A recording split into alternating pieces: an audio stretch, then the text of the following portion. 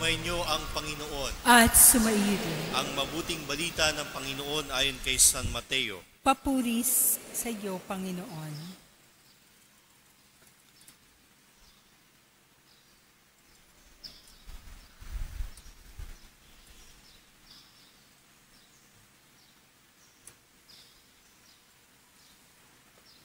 Noong sandaling iyon, lumapit kay Jesus sa mga alagad at nagtanong, "Sino po ang pinakadakila sa kaharian ng langit?"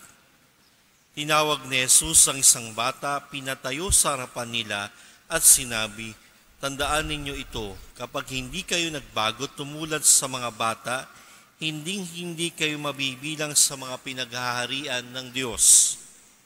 Ang sino mang nagpapakababa na gaya ng batang ito ay siyang pinakadakila sa mga pinaghaharian ng Diyos. Ang sino mang tumatanggap sa isang batang ganito dahil sa akin, ay ako ang tinatanggap. Ingatan ninyo na huwag hamakin ng isa sa maliliit na ito. Sinasabi ko sa inyo sa langit, ang kanilang mga anghel ay laging nasa harapan ng aking Ama." Ang mabuting balita ng Panginoon. Pinupuri ka namin, Panginoong Hesukristo. Magandang umaga po sa inyong lahat, mga minamahal mga kapatid. Saan man po kayo naroon sa loob ng simbahan pong ito at sa mga kasama po natin sa pamamagitan ng live stream. Sa unang Miyerkules ng buwan na ito ay tayo pinagsasama-sama muli sa pamaminto sa mahal na ina sa pagdalangin sa pamamagitan niya sa mga panalangin ng ating inaalay sa Panginoong Diyos. Sa araw pong ito ay ating ginugunita ang mga guardian angels. Siguro po nung tayo po ay mga bata pa na karamihan sa atin ay sinabihan na sa kaliwa at sa kanan natin merong isang anghel sa kanan na bumubulong ng kabutihan, at sa kaliwa ay mayroong demonyong nagsasabing mahulog sa tukso. At marahil po ang ilan po sa inyo ay tinuruan ng inyong mga magulang o katekista na dasalin ng Angel of God, our guardian dear, to whom is love, commits us here, ever this day and night be at our side, to light and guard, to rule and guide. Amen. Panalangin para gabayan tayo ng ating mga guardian angel. Pero sa paglaki siguro po na pag-isip-isip natin, totoo kaya mga anghel? Baka naman ito ay mga gawa-gawa lamang. At sa ating paglaki na pagtanto natin na kailangan nating sundin ang ating rason sa paggawa ng mga bagay-bagay. Mga minamahal mga kapatid, sa araw pong ito pinapaalalahanan tayo na totoo ang mga anghel na patuloy na bumubulong sa atin ng kabutihan at paggabay. Maraming beses po siguro na may narinig kayo ng mga storya na kung saan sa isang di maipaliwanag na bagay, ang mga bata o kaya tayo mismo ay nakaramdam ng paggabay ng Diyos sa isang hindi natin mapaliwanag na pamamaraan. Mga kapatid, ang mga anghel ay mensahero ng Diyos. Paalala sa atin na ang Diyos ay gumagabay sa atin at pumapatnubay sa lahat ng pagkakataon. Paalala din sa atin na ang puso po natin ay patuloy na mababa ang loob, umaasa sa Diyos, kagaya ng isang bata.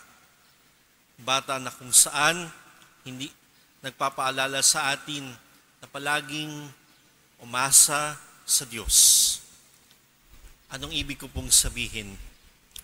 Sa panahon na tayo ay nakakaramdam na tayo ay makapangyarihan, nakaya na natin na lahat ng bagay na meron tayo ay nakaasa kung paano natin ginagawa ang mga bagay-bagay, na ang lahat ng mga bagay na ginawa natin ay dahil lamang sa ating kakayahan.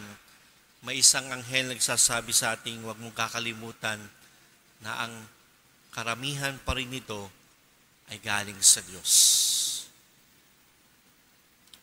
Paalala sa atin na sa huli, may isang anghel na magpapaalala, na magsasabi sa atin na ang katapusan natin ay sa Diyos.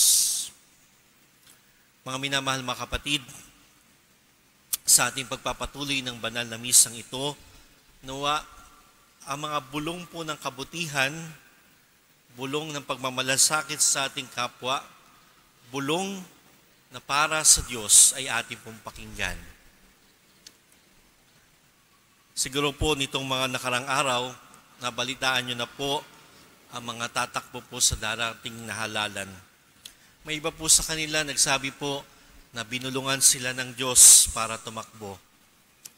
Bakit itanong din po natin sa ating mga anghel, sino ba ang pipiliin natin sa kanila para piliin kung ano ang kabutihan, kung anong magtataguyod ng kagalingan ng ating lipunan at kagalingan po ng ating bayan. Ipagdasal natin sa pamamagitan ng mga anghel na ito na tayo'y magabayan para sa kabutihan at para sa Diyos. Sa lahat ng ating mga panalangin, kasama natin ang mahal na ina ng laging saklolo. Siya na nakatanggap ng balita sa pamamagitan ng anghel, tulungan niya nawa tayo na patuloy na makinig sa kabutihan na binubulong sa atin ng mga anghel na gumagabay sa atin. Pahabol po mga minamahal mga kapatid, sa banal na misang ito, isama po natin sa ating mga panalangin ang mga kapatid natin mula sa Hilagang Luzon na nakaranas o nakakaranas pa rin po ng pagbayo ng bagyo. Nanawa sila po ay yung mga pamilya, mga komunidad na naandun ay makaranas po ng pagsaklolo sa pamamagitan po ng pagmamahal ng Diyos at natin. Pagdasal natin na wala po masyadong casualty, ipagdasal po natin na makabangon po ang mga kapatid natin sa Hilagang Luzon. Amen.